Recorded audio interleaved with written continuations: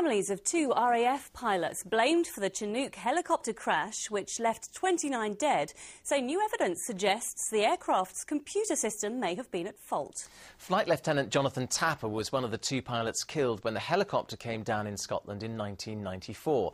Now his father, Mike Tapper, from Burnhamthorpe in Norfolk, is calling for a High Court judge to review what actually happened. Stuart Leiths has this report.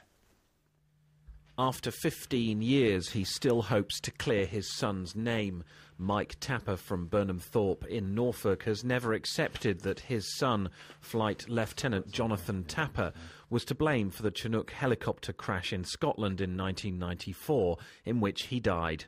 An RAF inquiry found him and fellow pilot Flight Lieutenant Rick Cook guilty of gross negligence. Now it's emerged that there had been serious concerns about computer software controlling the aircraft. What Jonathan was given was a Mark II Chinook that was totally unsuitable for flying over mountains and water. He had protested about this, but it was overruled. The helicopter crashed on the Mull of Kintyre in thick fog. All 29 people on board were killed. An RAF inquiry initially cleared the pilots of any blame, but a second investigation found them guilty of gross negligence. 3 subsequent inquiries found the cause of the crash was inconclusive. Our prime motive has always been to clear our son's name. It's a matter of honour, and we feel that the RAF should be honour-bound to do exactly that, to clear his name. It's been claimed that new evidence shows there were serious concerns and warnings over the engine control computer software. An internal MOD document written 9 months before the crash allegedly says the software was positively dangerous and that deficiencies in the software meant the pilot's control of the engines could not be assured. The MOD insists the helicopter was airworthy and says the latest information cannot be classed as new evidence. In a statement, the MOD has said, despite numerous representations over the years, nothing has been presented to successive Secretaries of State that would justify reopening the inquiry. But Squadron Leader Robert Burke was the chief test pilot for the Chinook Mark II at the time of the crash, and he's given his support to the families of the two pilots. This was the first operational Chinook. It had only been in Northern Ireland a very short time, a matter of days. Until then, the Chinook Mark II was confined to training and to trials in this country. And they were so unserviceable at some stages, we had only one or occasionally no Chinook Mark II serviceable at all in the country. Mike Tapper is calling for a High Court judge to be appointed to review the evidence, which he believes now overwhelmingly shows that the helicopter pilots were not to blame. Stuart Leiths, Anglia News.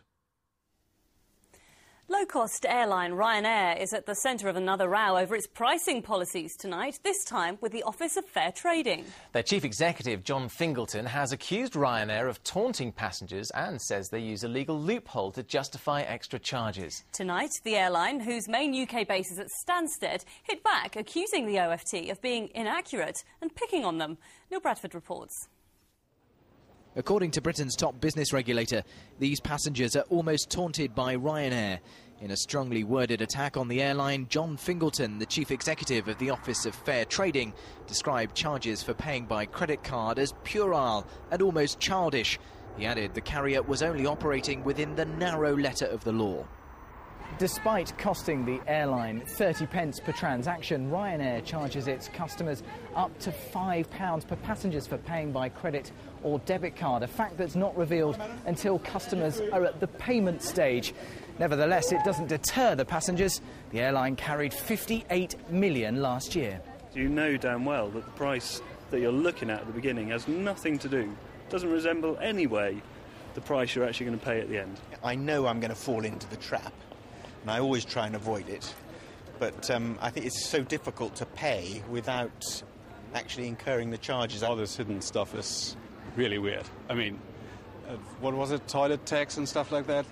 It's weird. John Fingleton's comments came during a rare interview with the Independent newspaper. The airline, along with others, is being investigated by the OFT over online pricing and advertising. In a statement, Ryanair reacted typically robustly. They said there are no hidden fees or charges on their website. All non-discretionary fees and charges are included in all advertised prices. They added they fail to understand why Ryanair was singled out for these inaccurate criticisms when its charges policy are copied by high-fare UK airlines. Ryanair had already agreed to give more prominence on its website to extra charges following intervention from the Office of Fair Trading last summer. But Mr Fingleton believes consumer anger rather than regulatory action may be more effective in persuading the airline to change its ways.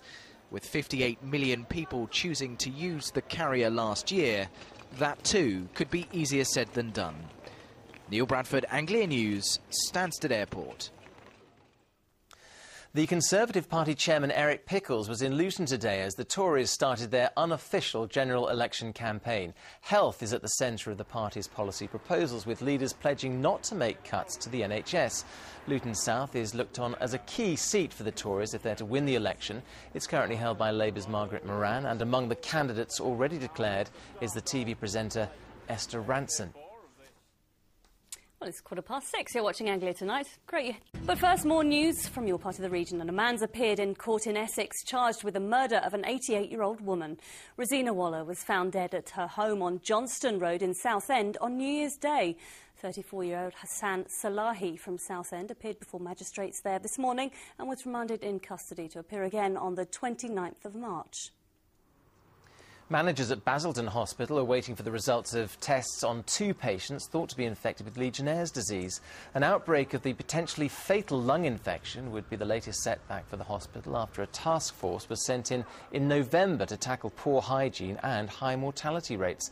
The hospital says it has a good recent record of tackling the disease. Ipswich Hospital has launched an investigation after 3 young children died from meningitis in less than a month. Yes, health chiefs say they haven't yet found a link between the deaths, but are taking the cases extremely seriously. Martin Stew has more on this. They all lived within a mile of each other, but in just 3 weeks, these 3 young children were killed by suspected meningitis.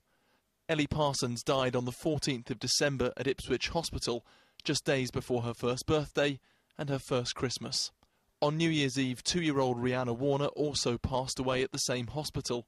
And just a day later, Kyron Vince, whose parents are close friends with Rihanna's parents, died after being transferred to Addenbrooke's, again from Ipswich Hospital. Whenever a child dies unexpectedly or suddenly, it's standard practice to launch a formal investigation. And that's what they've done here at Ipswich Hospital. In a statement, they said to have a rise in the number of cases at this time of year is not uncommon, but for 3 cases to happen is very unusual, and they've said they'll leave no stone unturned in carrying out a thorough investigation.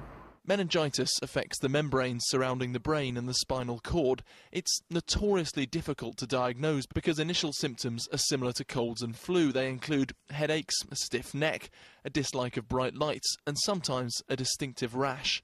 The speed of diagnosis is vital in saving lives. Meningitis can strike in an instant, but the impact can last forever. It's a very aggressive disease and can kill within hours, so urgent medical attention is essential. Early findings from the hospital's review are expected later this week. With half of all meningitis cases affecting children under 5, health bosses will want to act fast to establish if there is any common link between these 3 tragedies. Martin Stew, Anglia News, Ipswich. Well, if you think someone you know has meningitis, just call the 24-hour helpline free. The number there on your screen is 0800 028 1828. A year of centenary celebrations has started at Norwich's Roman Catholic Cathedral. The building was completed in 1910, but only became a cathedral in 1976, when the Diocese of East Anglia was formed. The celebration started yesterday with a special service, and a £2 million extension is due for completion later this month. It's quite an addition to the cathedral. It's going to have its own shop, it has its own restaurant in there, it has some fairly large meeting rooms in there. We're looking forward to using it and offering it to the public in general. People can come and see what the cathedral is like and what the building is like. Right, some